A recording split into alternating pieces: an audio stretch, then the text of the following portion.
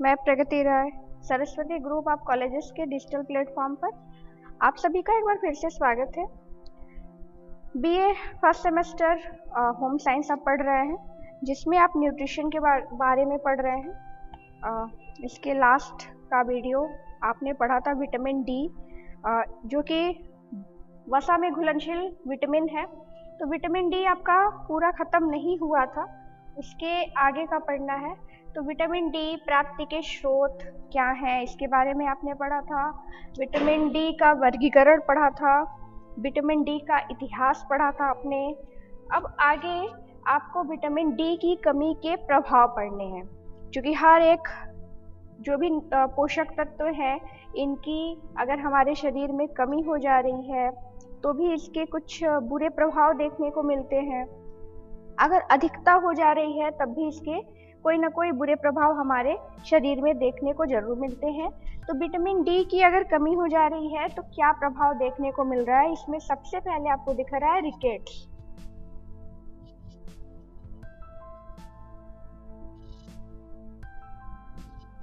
Rickets तो rickets जो बीमारी है, यह ज़्यादातर छोटे बच्चे में देखने को मिलती है। और यह जो छोटे बच्चे हैं, यह खासकर जो 6 माह से 18 माह के बच्चों में रिकेट्स ज़्यादा देखने को मिलता है। इस समय शरीर में विटामिन डी की कमी हो जा रही है, जिसके कारण कैल्शियम और फास्फोरस का शरीर में अवशोषण नहीं हो पा रहा है, जिसके कारण बच्चों में यह रोग देखने को मिल रहा है। और ज़्यादातर यह रोग छोटे बच्चों में ही देखने को मिलता है। घर में बच्चों में ध्यान ना देने की वजह से, उनके आहार में ध्यान ना देने की वजह से। इसके अलावा जब आपको प्राप्ति के स्रोत बताए गए थे तो उसमें बताया गया था विटामिन डी प्राप्ति का सबसे अच्छा एक स्रोत है सूर्य की रोशनी, जो कि जिसमें किसी को कोई पैसे भी व्यय नहीं करने पड़ते, बहुत ही ईजिली सभी को मिल सकते हैं। लेकिन बशर्ते उसमें थोड़ी सी ध्यान देने की ज़रूरत है। कभी कभार ऐसा हो जाता है कि जो छोटे बच्चे हैं, ऐसे तो बड़ों के साथ भी होता है कि वो जिस घर में रह रहे हैं वो घर काफ़ी नमी से भरा हुआ है, सीलन से भरा हुआ है। उनके घर में धूप सीधे नहीं आ रहा है, खासकर सुबह का धूप।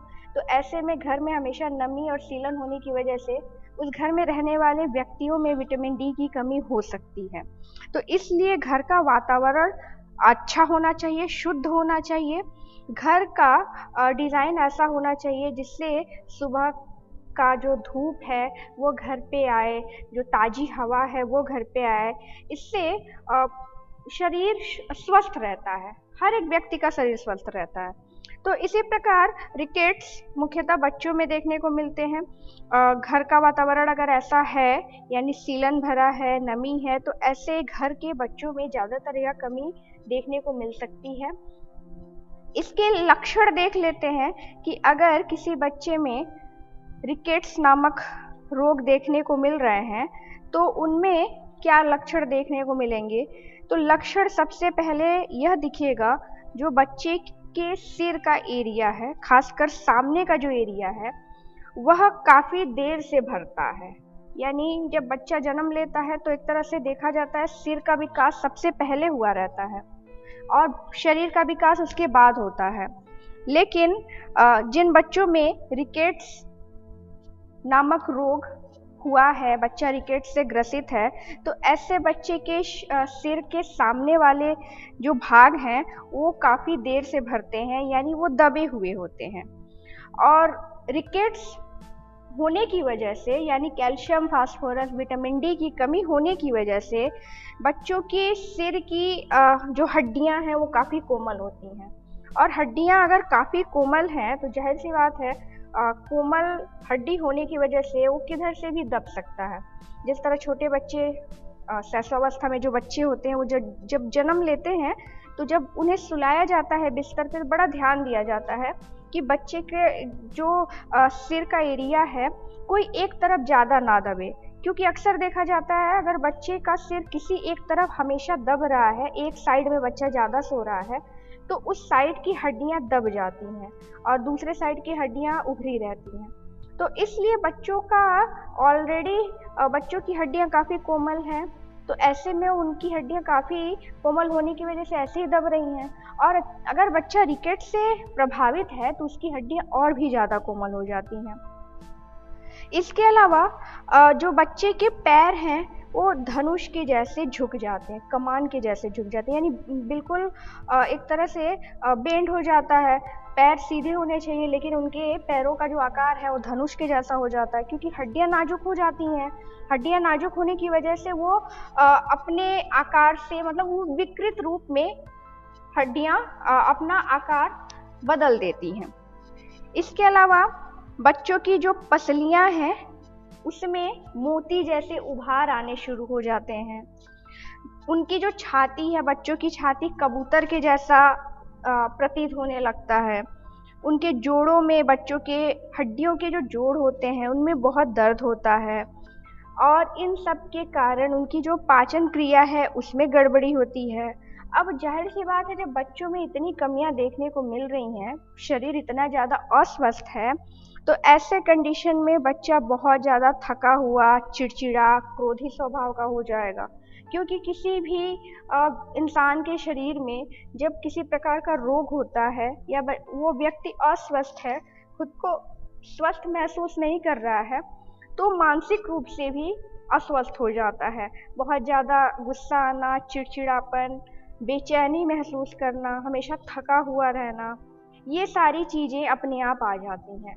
क्योंकि कोई भी व्यक्ति अगर बीमार है या फिर थोड़ी बहुत ही दिक्कत है तो ये सारी चीज़ें भी आ जाती हैं। तो रिकेट से बच्चा ग्रसित है, जाहिर सी बात है कमी एक दिन में नहीं होती है, कमी लगातार बनी रहती है, जिसके कारण कोई ना कोई रोग हमारे शरीर में पनपने लगते हैं। तो रिकेट्स बच्चों में देखने को मिलते हैं।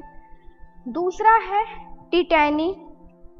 यह बच्चों और बड़ों दोनों में देखने को मिलते हैं। टिटैनी एक तरह से मांसपेशियों में जो ऐंठन होती है वही टिटैनी होता है।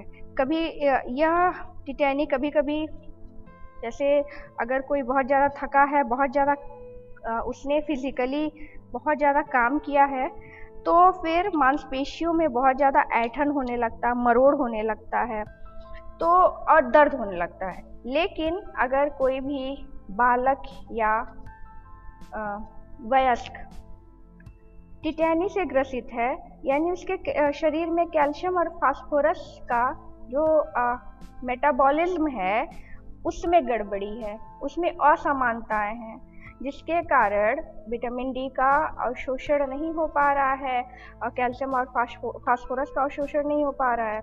और कैल्शियम और फास्फोरस हमारी हड्डियों के लिए, अस्थियों के लिए बहुत इंपॉर्टेंट है। तो इस प्रकार हड्डियों और अस्थियों में प्रॉब्लम होने की वजह से मांसपेशी में ऐंठन होने लगती है। और जाहिर सी बात है, जब मांसपेशी में ऐंठन हो रही है, मरोड़ हो रहा है, तो वो बहुत दर्द देगा।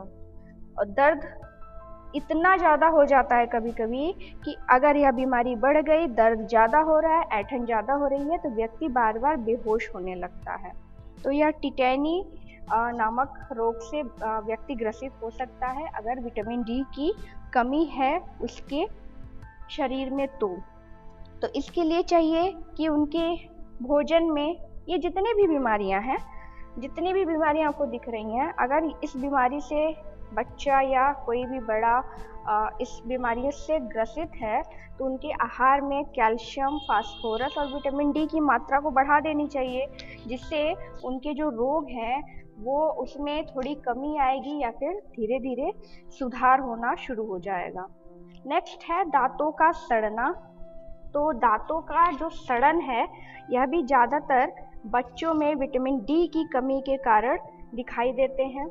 बच्चा 6 माह में बच्चों के दांत निकलने शुरू हो जाते हैं, लेकिन शुरुआत से ही अगर बच्चे के शरीर में विटामिन डी की कमी है तो उनके दांत निकलने में काफ़ी समय लगता है। यानी यह भी एक बहुत अच्छा तरीका है जानने का। बच्चे के दांत अगर 5 महीने के बाद 6 महीने 7 महीने में निकल जा रहे हैं तो यह जाना जा सकता है बच्चा स्वस्थ है। लेकिन अगर दांत निकलने में लंबा समय लग रहा है तो यानी उसके शरीर में कैल्शियम, फास्फोरस और विटामिन डी की कमी है, जिसके कारण दांत समय से नहीं उग रहे हैं।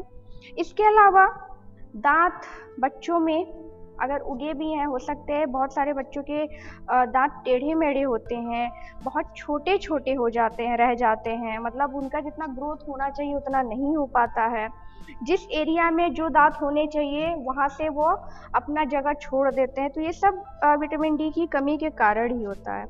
इसके अलावा दांत कभी कभी बच्चों के सड़ने लगते हैं, या तो एक तरह से देख रेख ना होने की वजह से भी हो सकता है, यानी साफ सफाई भी बहुत इम्पॉर्टेंट है, और दूसरी बात विटामिन की कमी से भी होता है। तो दांत सड़ने लगते हैं, कारण यह है जो दांतों के एनामेल तथा डेंटिन भाग में जो कैल्शियम और फास्फेट का जमाव होता है वह नहीं हो पाता है, क्योंकि विटामिन डी की कमी के कारण कैल्शियम और फास्फोरस का अवशोषण ही नहीं होता है हमारे शरीर में। तो इसीलिए दांतों के एनामेल और डेंटिन भाग में जो कैल्शियम और फास्फेट का स्टोर पहले से हुआ रहता है, हड्डियों में भी रहता है, दांतों में रहता है, नाखून में रहता है, वो नहीं हो पाता, जिसके कारण दांत सड़ने लगते हैं। कभी कभी यह देखा जाता है बच्चों के दांत के बीच में गड्ढे हो रहे हैं। तो ये सारी चीज़ें विटामिन डी की कमी के कारण ही हो रहा है। नेक्स्ट है ऑस्टियोमलेशिया। ऑस्टियोमलेशिया यह बच्चों में नहीं होता है, यह बड़ों में होता है। एक तरह से आप इसे बड़ों का रिकेट्स कह सकते हैं। बच्चों में रिकेट्स है, यही सेम चीज ऑस्टियोमलेशिया है। यह बच्चों में होता है, लेकिन यह बड़ों में होता है, वयस्कों में होता है। इसमें लक्षण क्या देखने को मिलते हैं? लक्षण वही अस्थियां, हड्डियां कमजोर हो जाती हैं, हड्डियां कोमल हो जाती हैं, पैरों में मतलब पैर का जो पूरा एरिया पंजे से लेके ऊपर तक कमर तक बहुत ज़्यादा दर्द रहता है, रीढ़ की हड्डी में दर्द होता है और झुकने में काफ़ी कठिनाई होती है। अब हड्डियों के कमज़ोर होने के कारण जो मांसपेशियां हैं वो भी कमज़ोर होने लगती हैं। अब मांसपेशियां कमज़ोर हैं, हड्डियां कमज़ोर हैं, इसीलिए जरा सी भी चोट लग जाती है तो वो चोट बड़ी बन जाती है। मांसपेशियों में भी चोट बड़ी बन जाती है और हड्डियों में भी। और हड्डियों में थोड़ा सा भी चोट लग जाता है तो हड्डियां डैमेज हो सकती हैं, टूट सकती हैं, क्योंकि हड्डियां ऑलरेडी बहुत कमज़ोर हो गई हैं, कोमल हो गई हैं। इसके अलावा रक्त सीरम में कमी देखने को मिलता है। जो श्रोणि गुहा है उसमें उसका ठीक प्रकार से विकास नहीं हो पाता है। तो ये सारी चीज़ें ऑस्टियोमलेशिया में देखने को मिलती हैं, जो कि वयस्कों में होती हैं। अब ऑस्टियोमलेशिया का ही एक अलग रूप है ऑस्टियोपोरोसिस। नाम थोड़ा सा चेंज है। ऑस्टियोपोरोसिस ये वृद्धों में होता है, यानी जो ऑस्टियोमलेशिया ये वयस्कों में होता है, प्रौढ़ व्यक्ति को होता है, और जो ऑस्टियोपोरोसिस है वो मुख्यतः वृद्धों में होता है, ओल्ड एज में देखने को मिलता है। और यह भी कैल्शियम, फास्फोरस और विटामिन डी की कमी के कारण ही होता है, यानी मेन विटामिन डी की कमी के कारण हो रहा है, क्योंकि कैल्शियम और फास्फोरस का अवशोषण नहीं हो रहा है, जिसके कारण ये सारे रोग देखने को मिल रहे हैं। तो जो ऑस्टियोपोरोसिस नामक रोग है यह वृद्धों में होता है। जैसे अब हार्मोन्स हमारे शरीर में जो बन रहे हैं, जो उनका श्रावण हो रहा है, वो एज बढ़ने के साथ साथ धीरे धीरे कम होते जाते हैं, इसीलिए शरीर हमारा निष्क्रिय होता जाता है। तो ओल्ड एज में ये सारी चीज़ें तो कॉमन ही है एक तरह से। तो हार्मोन्स में कमी आ जाती है। इसके अलावा विटामिन डी की कमी के कारण कैल्शियम और फास्फोरस का अवशोषण नहीं हो पाता है, जिसके कारण ऑस्टियोपोरोसिस नामक रोग हो जाता है। इस रोग में भी जो वृद्ध व्यक्ति हैं उनके जोड़ों में बहुत तेज दर्द, यानी घूम फिर के लक्षण सब में वही देखने को मिल रहे हैं। हड्डियों में, दांतों में, यही सारी मांसपेशियों में, इन सारे भाग में यह सारे जो प्रभाव हैं, कमी के जो प्रभाव हैं, यह देखने को मिल रहे हैं। तो अगर कोई वृद्ध व्यक्ति ऑस्टियोपोरोसिस से पीड़ित है, यानी विटामिन डी की उसके अंदर कमी है, तो जोड़ों में बहुत ज़्यादा दर्द रहेगा, ऐंठन दे के दर्द होता है, चलने फिरने में कठिनाई होती है। आप सभी देखते हैं, कोई भी व्यक्ति जब वृद्ध हो जाता है, क्योंकि वृद्धावस्था में खाने पीने पे भी लोग ध्यान देना कम कर देते हैं, आहार पे विशेष ध्यान नहीं देते हैं, अपने एज के हिसाब से आहार पे ध्यान देना कम कर देते हैं। उन्हें ऐसा लगता है कि अब एज बढ़ रही है तो इस एज में काम कम है, तो काम कम होने की वजह से आहार भी कम होना चाहिए। जो पौष्टिक तत्व वो पहले लेते थे वो अब इस समय नहीं लेते हैं, जिसके कारण धीरे धीरे कुछ न कुछ बीमारियां, प्रभाव, लक्षण उनके शरीर में देखने को मिलते हैं। तो अगर वृद्ध व्यक्ति ऑस्टियोपोरोसिस से ग्रसित है तो चलने फिरने में काफ़ी कठिनाई होगी, क्योंकि उनके हड्डियों में, मांसपेशियों में ऐंठन है, दर्द है, और जिससे उन्हें काफ़ी कठिनाई का सामना करना पड़ता है। इसके अलावा इनकी भी हड्डियां बहुत कोमल हो जाती हैं, कमज़ोर हो जाती हैं, जिसके कारण इन्हें भी जरा सा भी चोट लगता है तो इनकी हड्डियां टूट जाती हैं। खासकर इनकी जो कमर की हड्डियां हैं और पैर की हड्डियां हैं, यह ज़्यादा प्रभावित होती हैं अगर विटामिन डी की कमी हो जा रही है इनके शरीर में तो।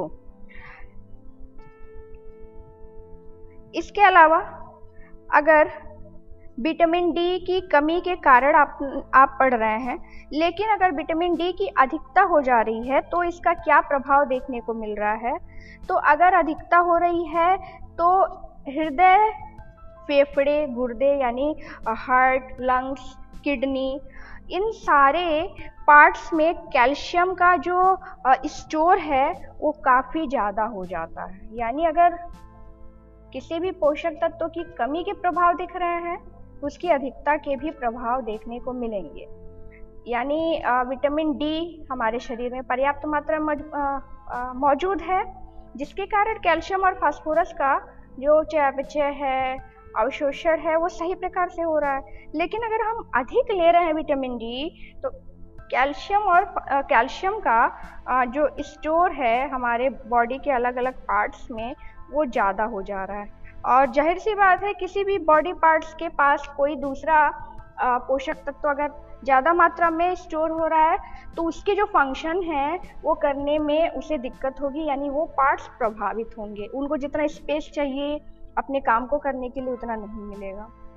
इसके अलावा अगर अधिकता हो जा रही है तो जी मिचलाना, सिर दर्द, थकान, वजन में कमी, दस्त, चिड़चिड़ापन, क्रोध, ये सारी चीज़ें भी देखने को मिलती हैं अगर विटामिन डी की अधिकता हो जा रही है तो। इसके अलावा अगर विटामिन डी हमारे शरीर में बहुत ज़्यादा मात्रा में इकट्ठा हो रहा है तो एक तरह से विषाक्तता हो जा रही है, और हमारे जो किडनी हैं वो खराब हो जा रहे हैं, या फिर हमारे शरीर में मतलब जो भी इंटरनल पार्ट्स हैं, खासकर जो पाचन तंत्र के भाग हैं, वहाँ पे स्टोन होने का खतरा बढ़ जाता है। इसके अलावा अगर विटामिन डी की अधिकता है तो बार बार प्यास लगता है। इसके अलावा मांसपेशी, जो हमारे मांसपेशियां हैं वो अंदर ही अंदर डैमेज होने लगती हैं, नष्ट होने लगती है, और व्यक्ति मानसिक रूप से दुर्बल भी होने लगता है। यानी एक पोषक तत्व की अधिकता अगर हो जा रही है तो उसके प्रभाव भी बहुत ही खतरनाक देखने को मिल रहे हैं। इसके अलावा अगर व्यक्ति में विटामिन डी की अधिकता हो जा रही है तो उल्टी आना, चक्कर आना, आँखों में भी परेशानी देखने को मिल सकती है। इसके अलावा उच्च रक्तचाप, हाई ब्लड प्रेशर भी हो सकता है अगर विटामिन डी की अधिकता हो जा रही है तो यह विटामिन डी की कमी एवं अधिकता के प्रभाव के बारे में आज के वीडियो में आपने पढ़ा। विटामिन डी आपका यहीं पे ख़त्म होता है। नेक्स्ट के वीडियो में वसा में घुलनशील विटामिन ई और के आप पढ़ेंगे। आज के लिए इतना ही। जितना आपको पढ़ाया गया है आप उसको पढ़िए, देखिए, जो चीज़ समझ में ना आए आप उसको कमेंट बॉक्स में मैसेज कर सकते हैं। मिलते हैं अगले वीडियो के साथ, तब तक के लिए थैंक यू।